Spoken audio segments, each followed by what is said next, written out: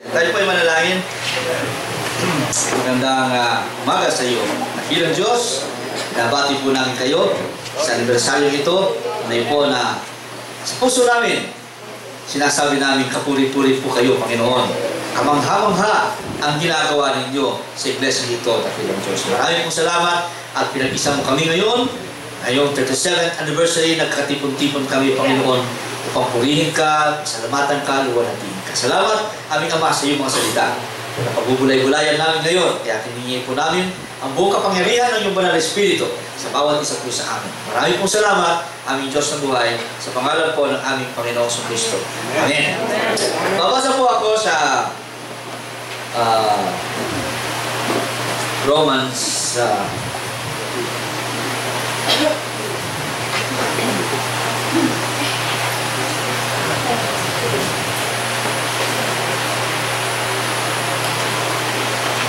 Romans 15:5 up to 15:6. Now the God of patience and consolation grant you to be like-minded, one toward another, according to Christ Jesus, that ye may with one mind and one mouth glorify God, even the Father of our Lord Jesus Christ. Sa isang version, sabi po, may the God who gives endurance and encouragement give you a spirit of unity among yourselves as you follow Christ Jesus, so that with one heart and mouth you may glorify the God and Father of our Lord Jesus Christ. Amen! Amen! Salamat sa ating Panginoon. Purihin natin ang ating Diyos na buhay. Binigyan tayo lahat ng masaganang biyaya upang tayong lahat ay magkasama-sama ngayon. Mula sa iba't ibang lugar, mula sa Mindanao, mula sa Bisaya, napakasarap makita ang mga kapatiran. Napakasarap na makamayan muli ang mga kapatiran na matagal na hindi natin nakikita. At naalam natin na tunay na naglilingkod sa ating Panginoon na may buong katapatan. Pwede bang palakpakan din natin ang mga sarili natin sa patuloy sa biyaya ng Diyos na binigay sa atin sa patuloy nating paglilingkod sa ating Panginoon. Hallelujah. 1977, pinanganak ng Diyos ang iglesia nito ng ating Panginoon. Isang cell group, maliit lang yun, isang pamilya, binubuo ng mga Villanueva, ng mga Alvarez. Paminsan-minsan kami ay pumupunta doon ni Pastor Fred. Kasama ko si Pastor Fred. At nagpupuri kami sa ating Panginoon. But after several years, 2014, patuloy na kumilos ang Diyos sa maliit na cell group na yon. At ngayon ay ayon po sa statistics binigay ni Pastor Aldrin, ay meron na po tayong 78 living churches. Hallelujah! Hallelujah! Purihin natin ang ating Panginoon. An amazing growth. Amen. Lahat ng mga iglesia ito, may kanya-kanyang mga unique giftings. Nakikita ko po yan sapagkat pag bumibisita po ako sa mga iba't ibang iglesia, bawat iglesia may kanya-kanyang mga kaloob na patuloy na parang sumisigaw. Na bawat isa ay pag pinagsama-sama mo, pinagsama-sama ng ating Panginoon, patuloy na maluluwalhati ng lubusan ng ating Diyos. May kanya-kanyang giftings ang bawat isang church. Kaya hindi maganda yung mag-compare tayo sa isa't isa. So, kanya-kanya tayong mga giftings na binibigay ng ating Panginoon. Naalala ko yung isang church sa Bacolod, sa San Enrique. Ngayon lang ako nakakita ng chorus na ang ginagamit ay bell. Meron sila noon. Pinapanalayan ko sa Panginoon na yung mga kapatiran na yun dahil dito ng ating Panginoon. Para makita natin isang kaloob ng Banal na Espiritu. Bells lang, iba't ibang klaseng bells umaawit sa ating Panginoon. Iba't ibang kaloob na mula sa ating Panginoon. So, the more churches na ino-organize, establish ng ating Panginoon, the more we should be united. Amen? United against the enemy, at para sa ganoon, ma-achieve natin, matunghayan natin ang goal ng Panginoon para sa ating iglesia. Sapagkat ang bawat iglesia, may goal ng Lord. Meron siyang layunin. Meron siyang hangarin para sa isang iglesia. At ito ay dapat matupad ng bawat isa sa atin. At matutupad natin yan kung tayo ay lubusang nagkakaisa sa ating Panginoon. Merong isa akong nabasa sa National Geographic, isang magazine yun, ng merong mga wolves o yung mga lobo na nakapaligid doon sa mga, ang tawag po dyan ay musk oxen cult, musk oxen, o yung panuyan, parang baka yun, parang bull na malaki ang dito sa likod, puno-puno ng hair. At ito ay matatagpuan sa Arctic Ocean. At nung araw na yun, May 1987, merong mga pack wolves na nakapaligid dun sa mga musk oxen. Nung nakita nila yun, ang ginawa ng mga musk oxen, pinalibutan nila yung mga bata. Kasi ang gusto ng mga wolves, yung mga batang, yung mga cows. Pinalibutan nila yung mga cows. At nandun sila, yung mga adults, nakapaligid dun sa cows. At lahat sila ay in one band, pinapakita nila yung sungay nilang matatalim. At habang nandun sila sa kalalagayan na yun, ilang oras naghihintay yung mga wolves, hindi sila makapasok. Hindi nila malapa yung mga cows na nasa likod ng mga adult musk oxen. Pero there was a time, isa lang umalis dun sa band na yun. Isang oxen, isang ox, umalis. At dahil doon, nagkawatak-watak yung grupo na yun. Nagkaroon sila ng kanya-kanyang mga grupo. At pumasok ngayon yung mga wolves. Pumatak yung mga wolves. At unang umalis yung mga adult oxen, alisan, naiwan yung mga calves. At walang natira na calves. Dahil isa lang ang umalis doon sa grupo ng Panginoon.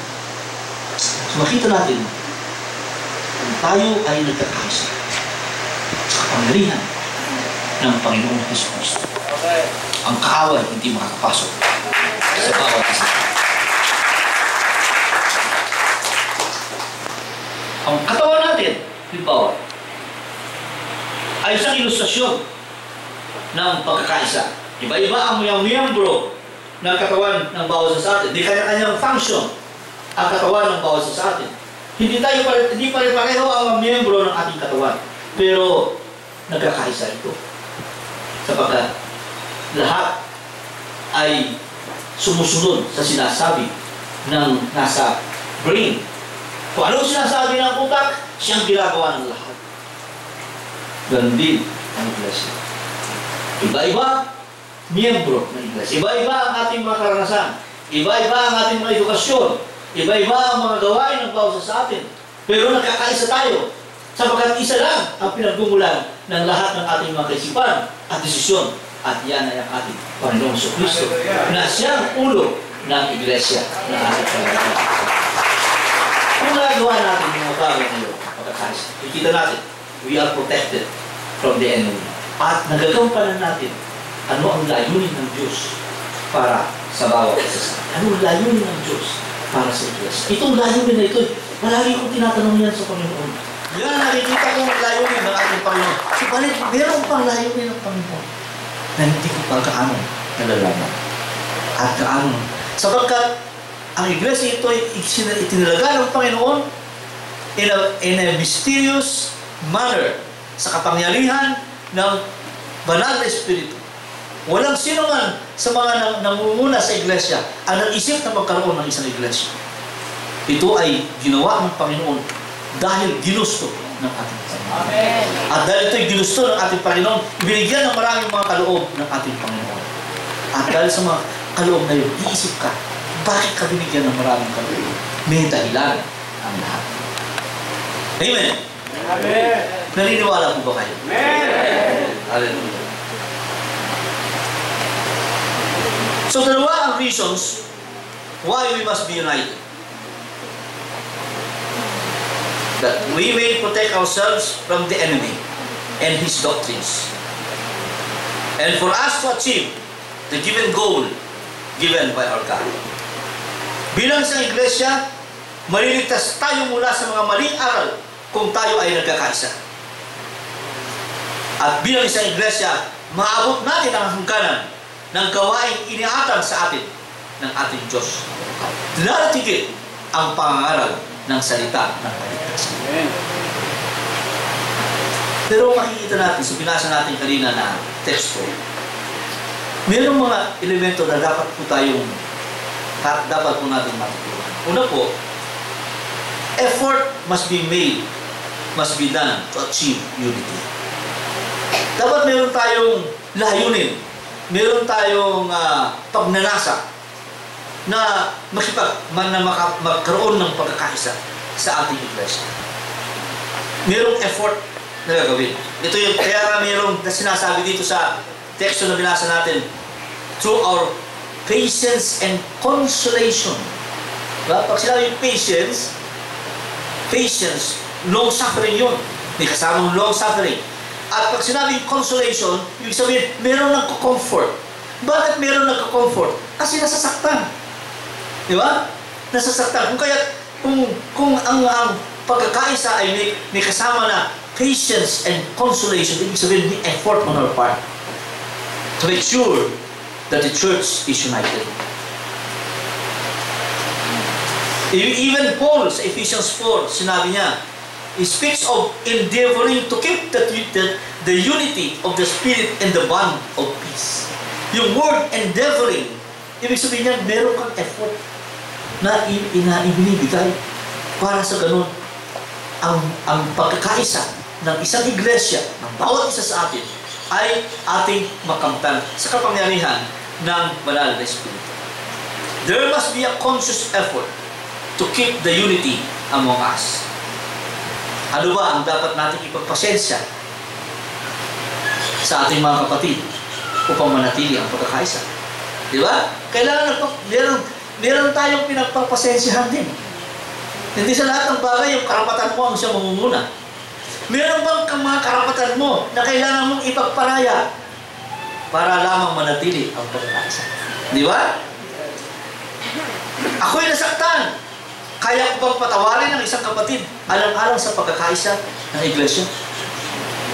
So, kailangan mo effort. Tinitingnan mo ang pagkakaisa. In fact, sa banal na kasulatan, dito masusukat ang maturity ng isang Kristiyano. Kung kaya niyang magparaya, sa mga karapatan niya bilang isang tao at bilang isang anak ng Diyos.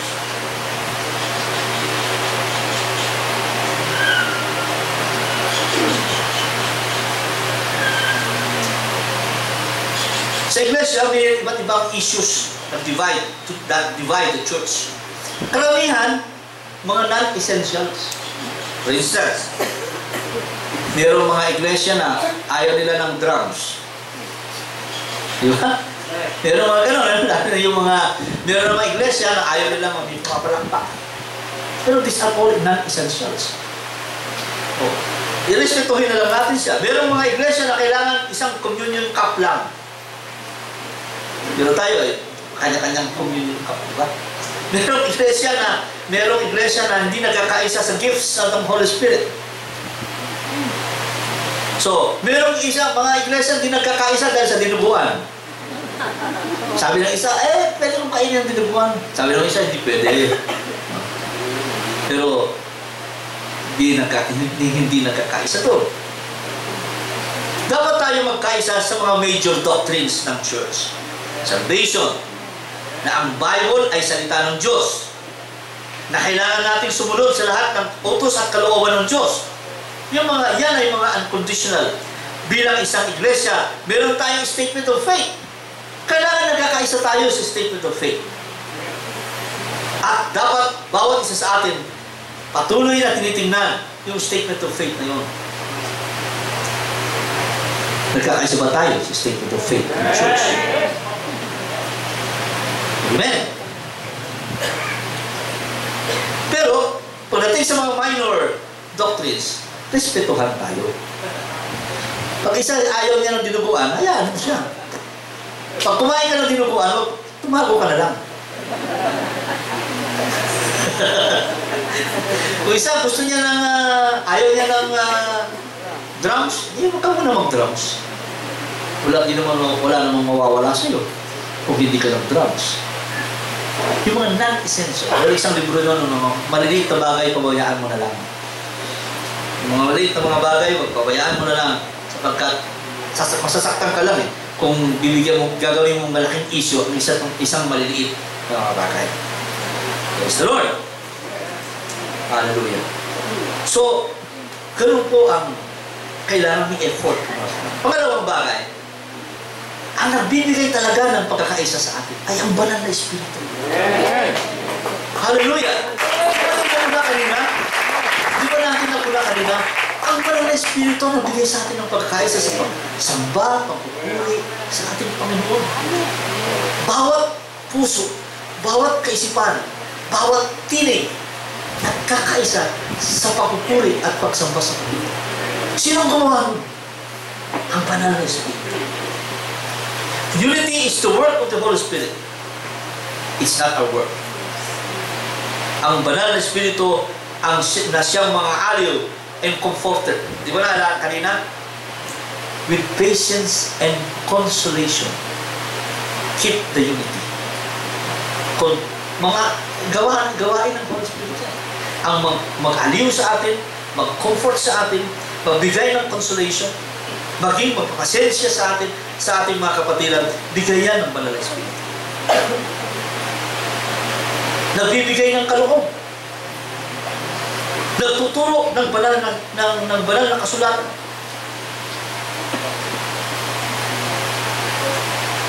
Ang banal na Espiritu ang siyang patuloy na kikilos sa buhay ng iglesia at ng bawat isa sa atin.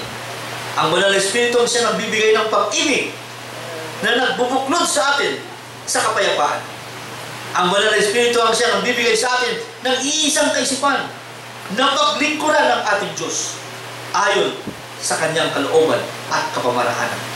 Ang banal na Espiritu ang nagtuturo sa atin ng tanging pamantayan ng ating kaisipan at gawi ay ang banal na salita ng Diyos. Ang banal na Espiritu ang nagbibigay sa iglesia ng kapangyarihan sa pagkakaisa sa kalooban ng Panginoong Jesucristo. Tingnan nyo ang 1,000 piano.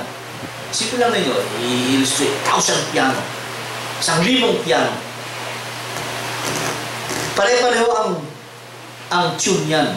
Kasi lahat yan ay nakiayon doon sa tuning fork na napakaliit. Alam niyo yan sa mga musicians, meron yung tuning fork, yung tuning, ting! Yun ang titignan nila. Lahat sila naka-tune doon. Ganun din ang bawat isa. Para tayong piano. Pero isa lang ang tuning fork natin na sinusundan.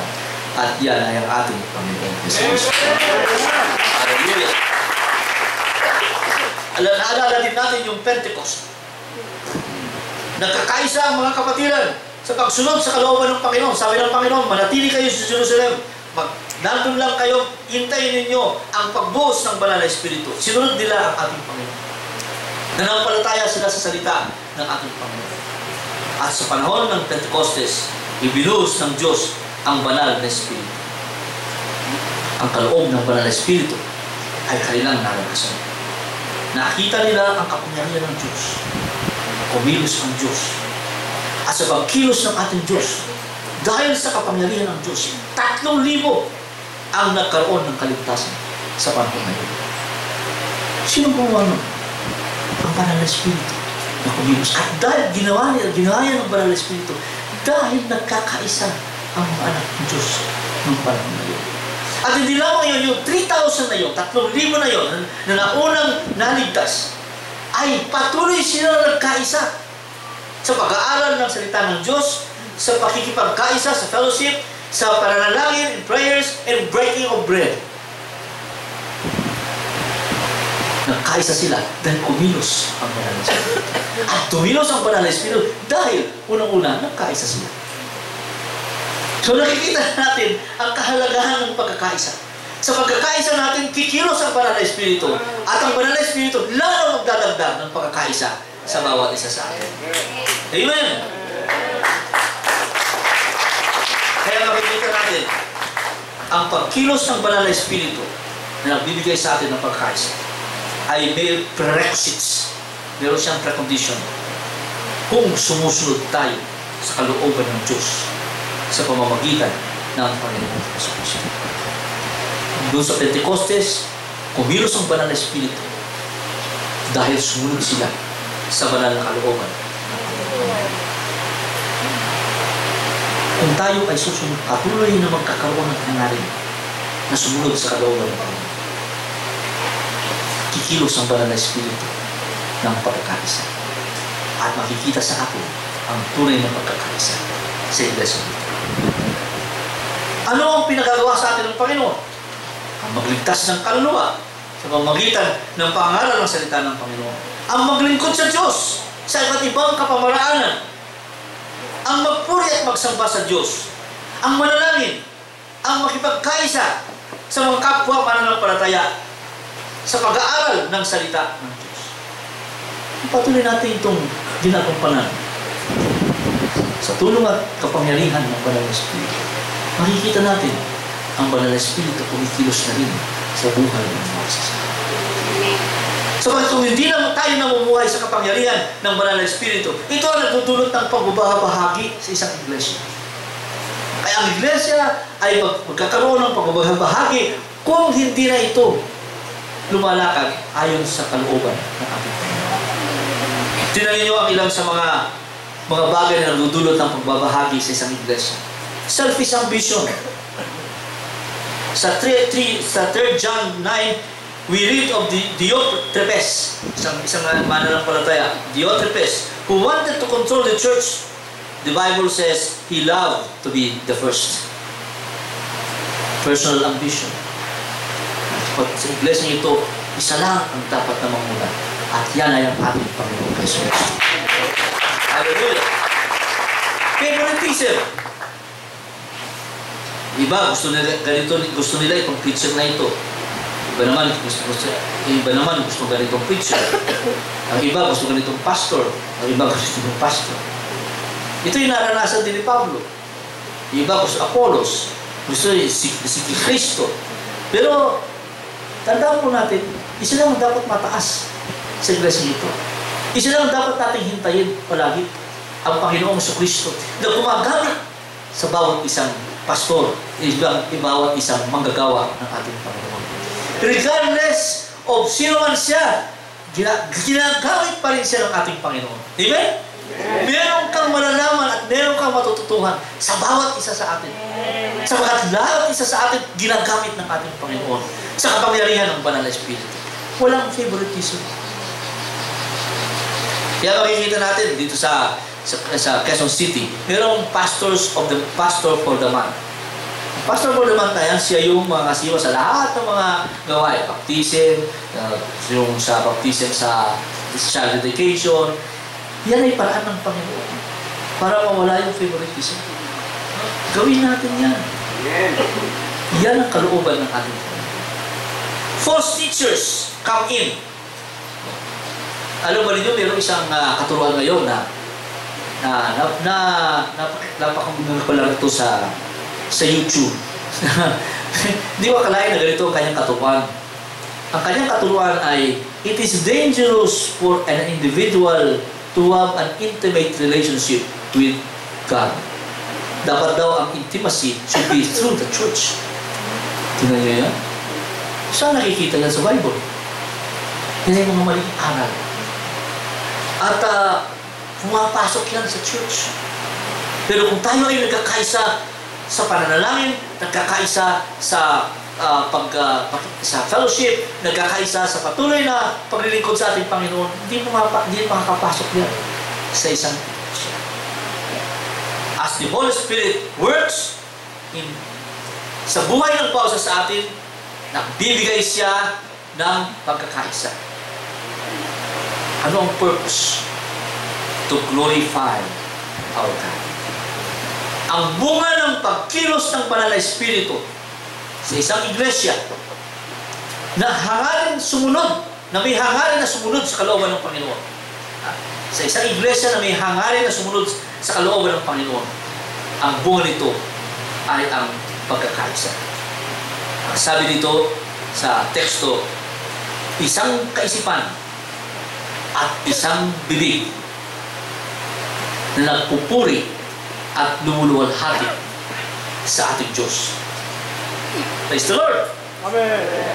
So, kita natin, tulad ng nangyari sa the first church, kaisa sila, at dahil sa nagkaisa sila, kumilos ang Banal na Espiritu. Ibinuhos ang Banal na Espiritu.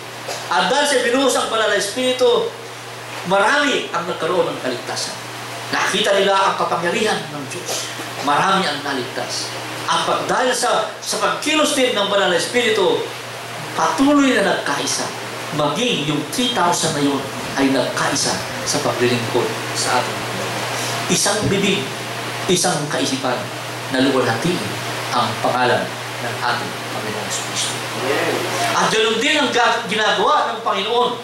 Ang layunin ng isang kaisipan at isang bigkas ng bibig ay upang luwalhatiin ang Diyos sa pangalan ng ating Panginoong Kristo.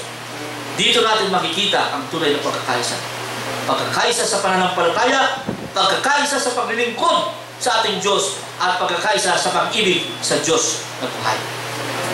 Kung ano ang puno, siya ang bunga.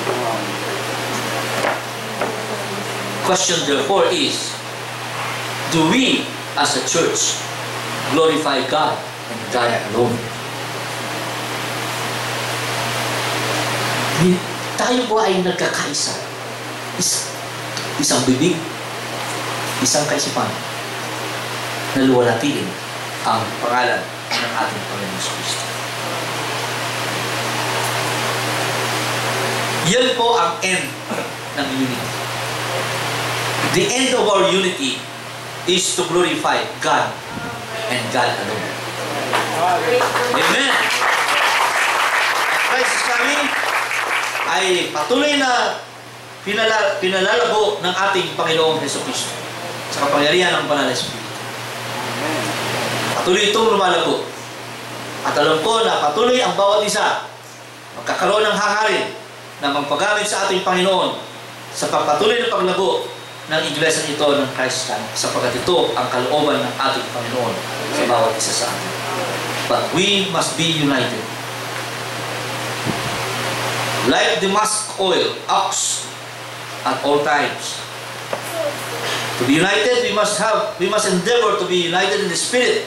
We must rely on the power of the Holy Spirit, who gives us patience and consolation, to enable us to do the perfect will of God for us and to serve our God. So we would have one mind and mouth to glorify our God. Christ is coming, church. Living in the unity of the Holy Spirit, amen, will continue to glorify God, amen, and God alone. Amen. Happy anniversary sa ating Panginoong Kristo. Tayo po yung manalangin. Salamat sa iyo, dakilang Diyos na buhay. Sa araw na ito, aming Ama, pinakita mo sa amin isang kaisipan, isang bibig na liliwalhati ang iyong banal na pangalan. Kaya salamat aming Ama, sapagkat pinadama mo sa amin kung ano ang kapangyarihan, ano ang magagawa ng Banal na Espiritu sa buhay ng iglesia ito, Panginoon, at sa buhay ng bawat isa sa amin. Kung kami, Panginoon, ay mananangan sa iyong Banal na Espiritu na iyong isinugo sa iglesia, Panginoon, at magpapatuloy kami magkaroon ng hangarin na kayo'y sundin, utos ninyo, ang kalooban ninyo sa buhay ng bawat isa sa amin. Lalo namin makikita ang pagkakaisa nito. Ayon sa iyong salita, sa pagkakaisa namin, makikita namin ang kapangyarihan mo. Mararanasan namin ang kapangyarihan mo. At mararanasan namin ang pagpapalad ko. Maraming pong salamat sa iyo, dakilang Diyos, sa pagpapala mo at basbas. Sa iglesia ito, Panginoon, na iyong pinamahal. Sa iglesia, kayo ang nagtatag. At hindi kami, Panginoon. Salamat sa iyong pag-ibig na nagbubuklod sa bawat isa sa amin. Walang inaasahan, kundi ang iyong pagmamahal at iyong kalinga sa bawat isa sa amin. Maraming pong salamat, dakilang Diyos, sa inyo po ang lahat ng kapulihan at lahat ng kapasalamatan sa pangalan po ng aming Panginoong Jesucristo. Amen.